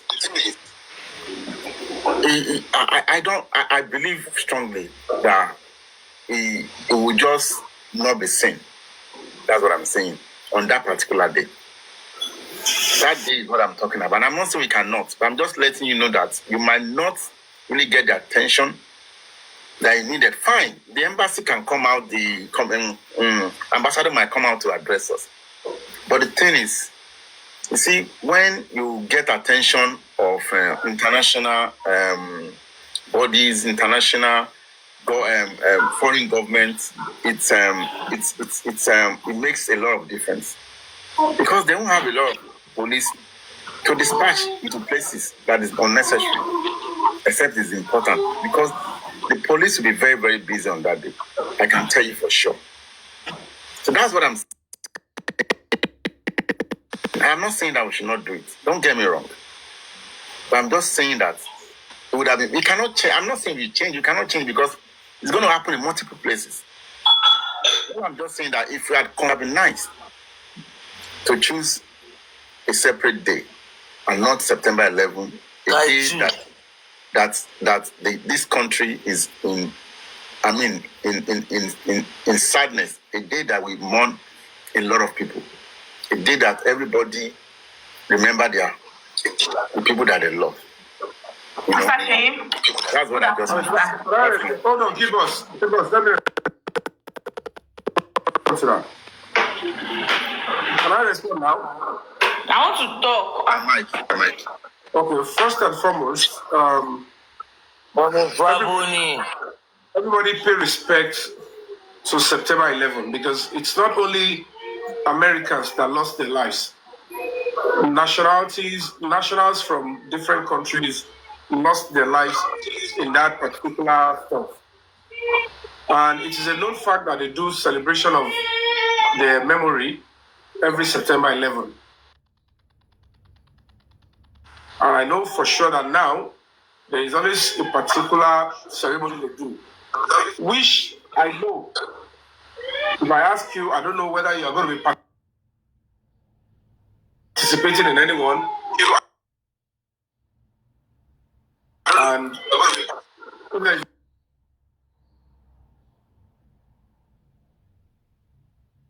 location in mind, number one. Number two,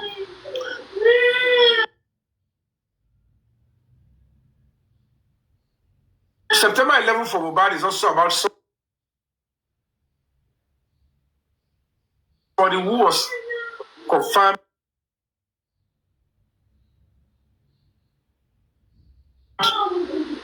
died in an unlawful way. So it's still also, fighting for the memory of somebody whose life was taken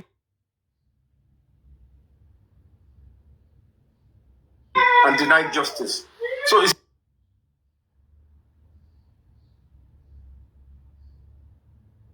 still the same. We were there because this particular protest involves Nigerians all over. If it is just only in New York or America alone, if you bring about, consider that this is about America only. Let's just step it aside. If the protest just going to happen in America alone, but if it is a protest that will happen in Ghana, in South Africa, in Germany, in London, at the end of the day, if you want us to shift away from the date, meanwhile, our protest is not inside America. Our protest is in the Nigerian embassy. And if you're going to be drafting, you know certainly that whatever the case may be, so you cannot expect unrest or attack on the Nigerian embassy. They know some crises that can actually snowball. So whatever the important, fellow died on that day, Otule. So as it is, Toba Jakpe, Afe Wolono Mejeji, Mr. Yomi, is it possible for us to start? Because that event that happened on 9/11, in fact, according to political science, so it's a remembrance. It's not like there's a celebration, but some people still feel that day should be a memorable day in their own life. I want to go. Again. So now, boya key ebereti UK ni on the 11. Kama shebe yen, show possible. I don't know, it's just suggestion, like I said. On the 12th, we do US. Another day, we do Canada, like that. If it is possible. No, or only exempt to US. Only exempt to US. She gets. You understand? But most importantly, whatever the case may be, total disregard. I could choose, but let's disregard September 11 for World Trade Center in Yenibili for us. But if team commit partially September 11, tobacco delay me in America, they will still come out. Correct. America commit to shell to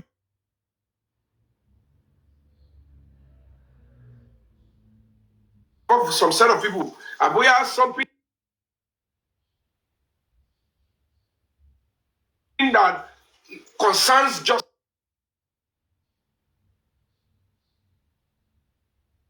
social and September 11. They will say because of that, they won't react to that. I am saying.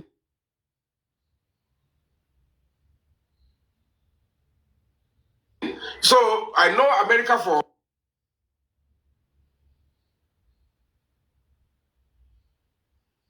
what it is. Toba Shelley. Toba Ekpe Johnson. They will go out and react.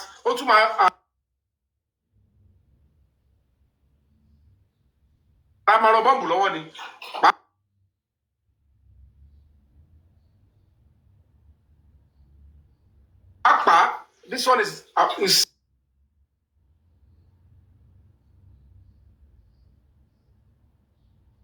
a protest that is going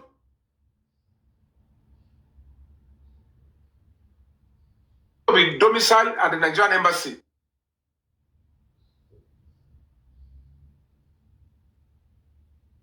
Not fully that concerns all Americans.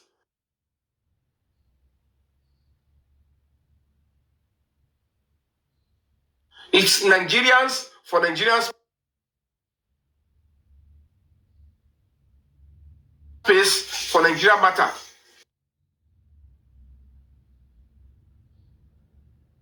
It doesn't mean that think about Shell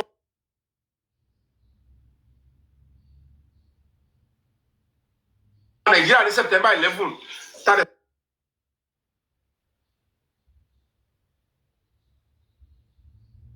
It's not a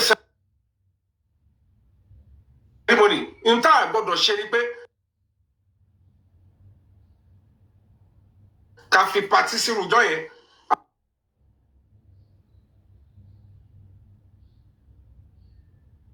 Abi cafe merriment si join.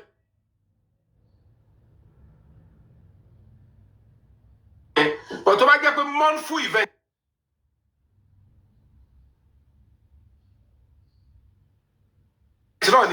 Even a normal person.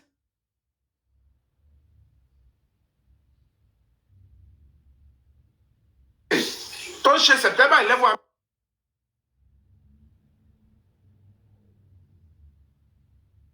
America, tó bá rí pé tún béèrè fún justice for any.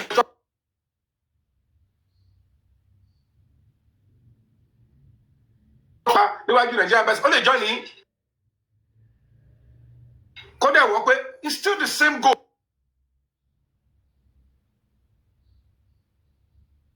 Àwọn tó pa ń gbà yẹn ní September 11 wọ́n tún pa èèyàn kan Nàìjíríà náà ó dẹ̀ kọ́ ọmọ àwọn ilé ó kọ́ ọ gbọ́gbọ́. They will look at and say it's still the same. We want justice. We are asking for the same thing. And kò ní wà so indirect opposite. Ohun tó máa wà indirect opposite ni pé àwọn akẹ́kọ̀ọ́ ìjọba ìlànà fi pàtí àbámu àkíyèsíwájú. No, it's not good. Mr. Yomi, something came to my mind now. Nínú black we can include today is 9/11 in America. It happens years ago. And this time around 2 years ago in Nigeria as well, Mohbad was murdered in his own house. And we are yet to get justice. What do you think about that? No, the point is, it's okay, but like I said, it's a sentiment. The fact remains that Mohbad was murdered in our own opinion. According to people, even very dark man, because eventually, 11th local. So it came, nobody's to America. But in this retrospect,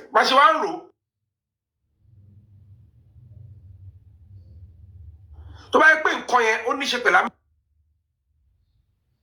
Amẹ́ríkà nìkan ó possible ká báyìí pé let's give him a second day, but in this time kò ń ṣe embassy Amẹ́ríkà nìkan ló wà in question.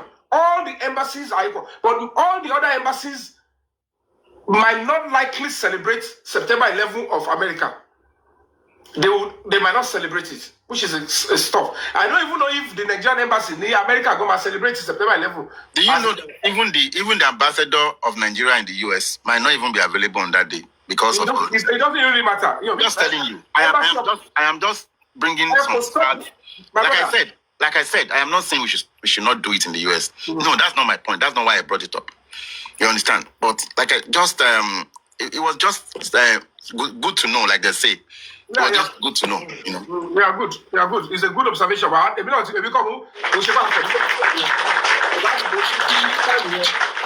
we'll be able to consider the fact that do we start changing the date he died? You can't change that date. But whatever the case may be, if it's like I said,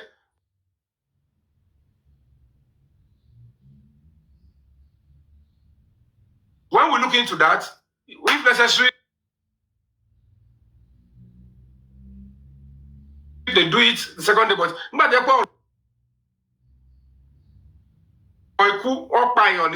World Trade Center, and they put in the national skinny, you can just look into it and come together and do the same thing, and whatever celebrate September 11 or can add it, and it's still going to be the same thing. So we just say we're going to be coming together. For Nigerians living in America, they can make a dual celebration, fighting that we want to remember those that died in September 11 and want to demand justice for Mohbad. I want to all America, it might make sense to come by immediately. But at least it will still go with other embassies too. So it's still okay to me because there are 15, 20 embassies and they're going to be saying September 11 for Mohbad, and people in America say September 11 for Mohbad and World Trade Center. It's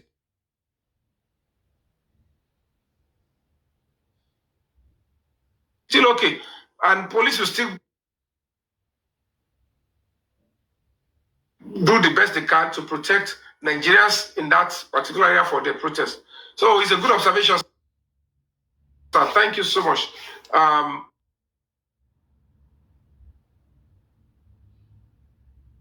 want to call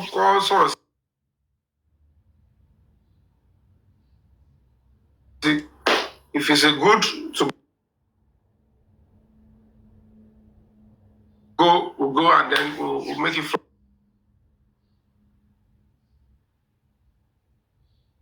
Fine. But 11 September, are very significant too. Àwọn èèyàn ńlá ẹni pé kàn ẹ́ milẹ̀ méjì milẹ̀ so òun ló mọ ní ìṣòro ní ìṣòro. òun náà mo sọ wáyé tó jẹ́ September 11 yẹn.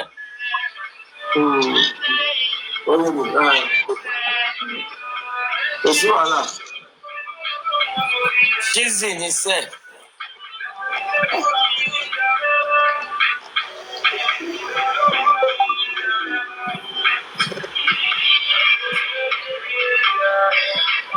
Boy. Thank you, everybody. Let me, Madam Mohunjola, Yomi, Kid Boss, Prince, everybody at Madam Adenike, everybody on the panelists and commenters. Thank you. Thank you very, very much. And God bless all of you.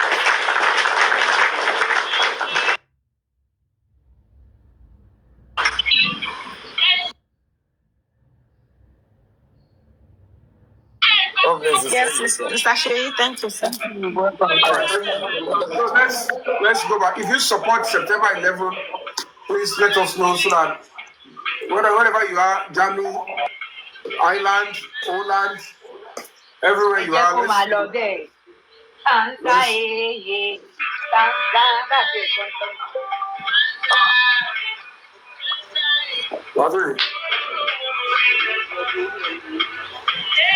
easy.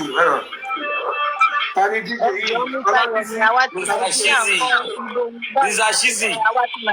You are joining them for September 11.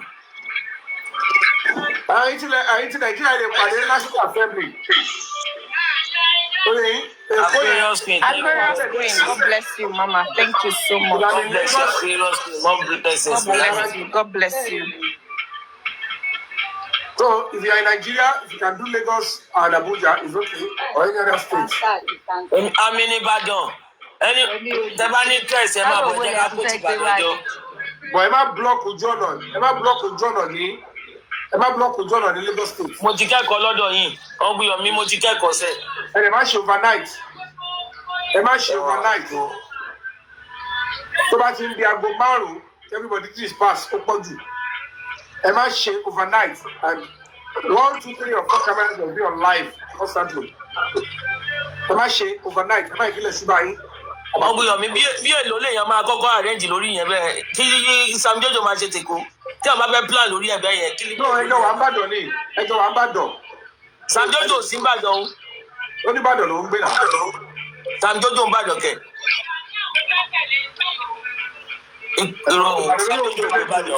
Ìbàdàn ló lò ó. Ẹbí ibi tó ń gbé sílẹ̀ ẹ ní láti sọ ibi tó ń gbé fún yín. Pé kọ́jọ coordinate papọ̀ ni. If anywhere tó bá ń gbé tó bá fẹ́ wá jáde, you don't need to ṣe ibi tó ń gbé. Kí ni bọ̀sí wà bàdàn? Mi ò sí Ìbàdàn right now, I'm not in. Wọ̀ kó wò ní jáde, ọ̀tọ̀ máa ń fàjà wa yẹn. Èmi ò ṣé mo sọ fún yín pé mi ní jáde ní ẹ mọ̀ bóyá ti UK ni mo fẹ́ wá. Ẹ dúró, Mr. Yomi, mọ́mí Mohunjola. What is going on? Ó ṣe jẹ́ pé bí tí mo wà ló fẹ́ wá. No, ẹ dúró náà, ẹ má ti sọ̀rọ̀ yìí. What is going on? Sista Ọlábísí. Ẹ dúró náà. Èèyàn bàbá ni wọ́n. Kí ló ṣẹlẹ̀ lọ́rọ̀ Sami Jojo? Ta ló ń dárúkọ Sami Jojo? Ta ló ń fẹ́ jọba? Ẹ má wọrí, eré náà fi ṣe kò sẹ́ni tì. Ẹ má wọrí. Eré náà fi ṣe. Ẹ jẹ́ nìyẹn sókè kílé tẹgbẹ́ ta ló já wọn àbí ṣé àwọn lọ́ọ́ lọ fúnra wọn. Bóyá àwọn kan lọ fúnra wọn torí èèyàn bàbá ni wọ́n o. Wọ́n wà lára àwọn ọ̀dà Yomi sẹ́nu.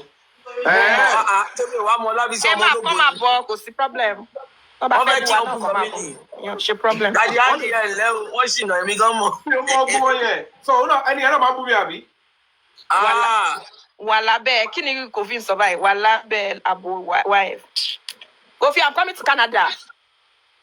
Ó ti ẹ̀ ti dá máa lọ Canada. New York lèmi ń lọ. New York. Ta ló máa gbé mi lọ New York? Àbí lọ́jọ́ diaspora, they are the messiahs. Ẹ̀yin lẹ ní agbára lọ́wọ́. Ti ní spẹ̀ káàbọ̀ ẹjọ́. Ẹ má misuse agbára wa. Gbogbo ẹ̀yin tẹ ní ẹ ti fi Nàìjíríà lẹ́nà mọ́mí ẹ fi ti Nàìjíríà lẹ́nà. Ẹ jẹ́ kí àwọn tó wà lókèèrè yẹn àwọn náà ní voice nísìn. àwọn náà ń rìn nísìn àwọn náà lè gbà wá sìn and I'm sure àwọn náà rí bí gbogbo ẹ̀ ṣe rí ẹ̀jẹ̀ manage. àwọn náà sustain ibi tàbádé gan. àwọn náà sustain so ẹ jẹ́ ká ṣe bẹ̀rẹ̀ tẹ̀ láwọn. àwọn ni o. ẹ jọ tí wọ́n táwọn bá ṣàṣeyọrí ibi tiwọn then we move on to the next ni ṣe get on to the next ẹ jọ ẹ jẹ́ ká tèkè sí gbogbo ẹ̀yin tẹ̀wá gbogbo ẹ̀yin jápa gbogbo Gen Z tó ti jápa gbogbo millennial tó ti jápa gbogbo everybody tó ti jápa ẹ jọ ẹ jáde tán Tunisco please mute. Your oga wife is talking.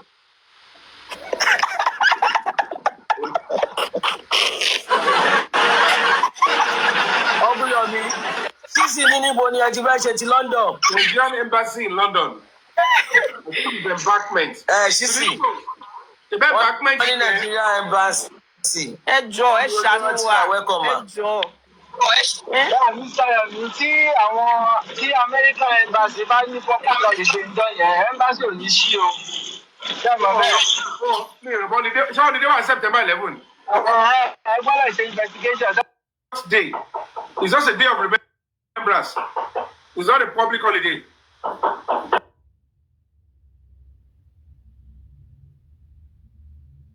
Because I could remember I've participated in one.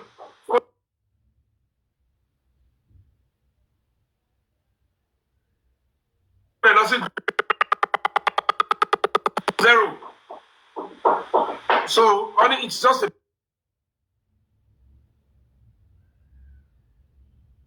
Patriots Day and not a public holiday. So I don't want to think. I check it and I confirm.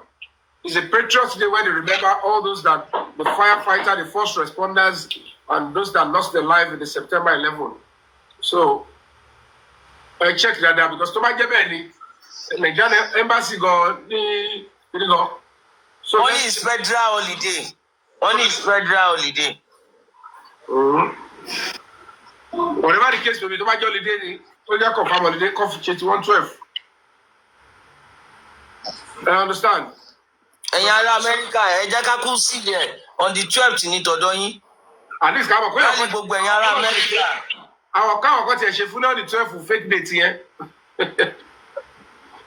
Fake date jọ sí.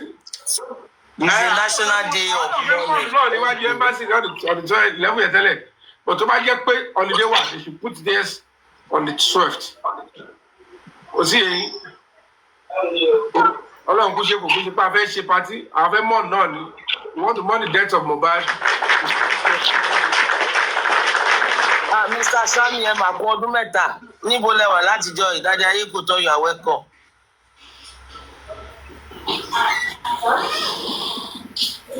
Ẹ jọ gbogbo ẹ̀yin tẹ́ bá ti ní interest ẹ rí Uncle Yomi àti Mọ́mí Adénìkẹ́ ẹ jọ ẹ bá rí wọn ẹ jẹ́ ká ṣe Ọlọ́run adẹ́jẹ́ á ṣàṣeyọrí ẹ̀ a ti bẹ̀rẹ̀ ọwọ́ wa tó bẹ̀rẹ̀ náà ló dẹ̀ máa yọrí ẹ̀ lórúkọ Jésù ẹ jọ ẹ jẹ́ ká gbégbèsè. Wọ́n kàn lè tètè planning yẹn kó lè tètè bẹ̀rẹ̀ September 11 ti dé tán o.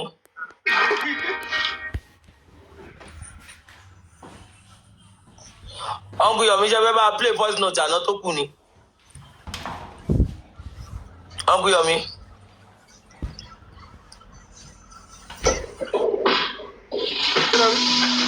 Mo ní ṣe fẹ́ bá play voice note àná tó kù ni. Mo ti play lọ́dọ̀ mi náà ẹ̀ gbọ́. Àwọn ò tí ì gbọ́. Ọláìkẹ́ ẹ̀wọ́ yẹn múwèé.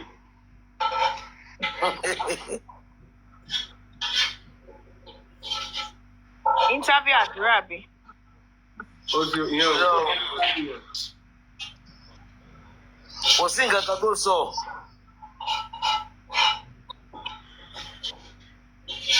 Interview àdúrà yẹn ó kàn parọ́ irọ́ rẹpẹtẹ. Wọ́n kàn ń bọjọ́ wájú bọ̀bọ́ yẹn jẹ́ sí. Ẹni tọ́jọ́ ẹwẹ́ tó ti bàjẹ́ already. Kọ́ bí dáa kó sọ pé òun fẹ́ kọrin ní Nàìjíríà, a máa wé tó máa gbọ́. Wọ́n fẹ́ kí n play jẹ́ kí n mọ̀. Ó yá everybody ti mute. Ẹ jẹ́ mute. Ilẹ̀ fẹ́ play kí ni ẹjọ́ má bínú. Voice note tí mo rí. Ṣé bẹ́ẹ̀ ti play lánàá? Do we need to? It's flying around. And when you're recording now. Me play second part, he said. Oh, okay. Ọ̀dọ̀ mi mo kàn ti play mi, the play ọ̀dọ̀ mi náà.